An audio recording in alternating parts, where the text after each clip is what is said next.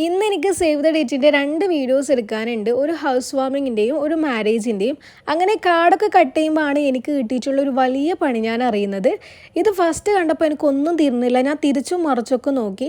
ഒരു 2 മിനിറ്റ്സ് എടുക്കേണ്ടി വന്നു ഇതെന്താ പറ്റിയെന്ന് മനസ്സിലാക്കാൻ. അങ്ങനെ ഷോപ്പിൽ വിളിച്ച ടൈമിൽ അവരത് മാറ്റിയെടുത്ത് തരാമെന്ന് പറഞ്ഞിട്ടുണ്ടായിരുന്നു കേട്ടോ. അങ്ങനെ ഇതാടി എൻ്റെ കയ്യിലുള്ള കുറച്ച് സാധനങ്ങളൊക്കെ എടുത്ത് ഞാൻ വീഡിയോ എടുക്കേണ്ടിയിട്ട് പോകാം കേട്ടോ. ഞാൻ വീടിൻ്റെ പുറത്തു നിന്നാണ് വീഡിയോ എടുക്കാറ്.